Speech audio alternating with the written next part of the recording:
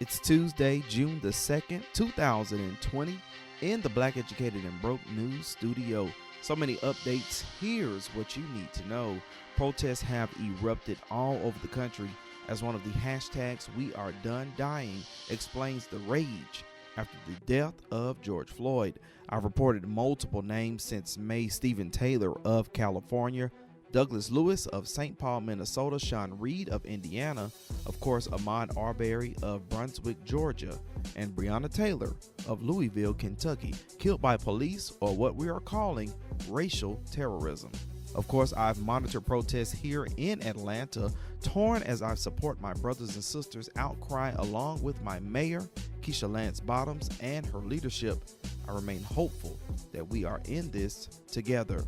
While some may not believe it, we have watched on social media and national news as the police chief of Houston, Atlanta's police chief Erica Shields, a Michigan sheriff, and other law enforcement take to the streets to protect, protest, march with the people, and give their outcry of support as they don't condone the death of George Floyd or so many black lives lost for no reason at all. However, the protest has its bad news. A 21-year-old man was killed after being shot during protests in Detroit on Friday. 7 people were shot in Louisville on Thursday night during those protests as well. Reports say the shots didn't come from the police. However, Sunday night, a black man and local restaurant owner, David McAtee, in Louisville was shot and killed during protests. Police said they were responding to gunfire from a crowd. Well, this led to the firing of the police chief due to officers failing to activate their body cameras at the scene.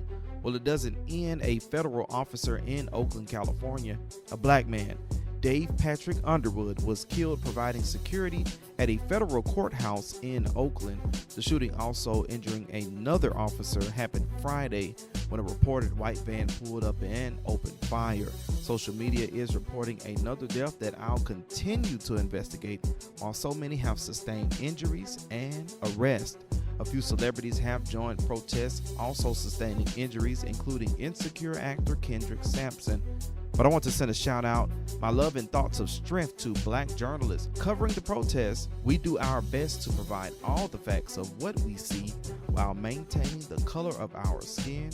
A writer from the Washington Post said it best: the terror of wearing both a press badge and black skin. We've heard the words of President Trump, so here is the brother of George Floyd. I understand y'all upset.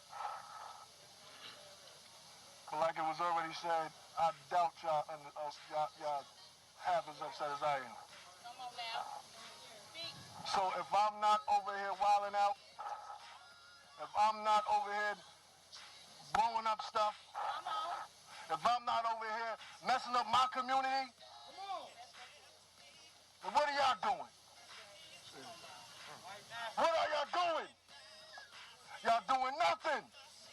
Because that's not going to bring my brother back at all. It may feel good for the moment, just like when you drink.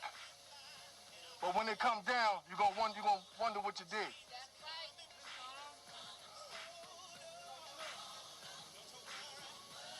My family is a peaceful family. My family is God-fearing.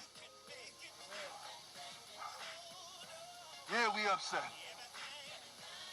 But we're not going to take it. We're not going to be repetitious. As of Monday, June 1st, we already know what caused the death of George Floyd.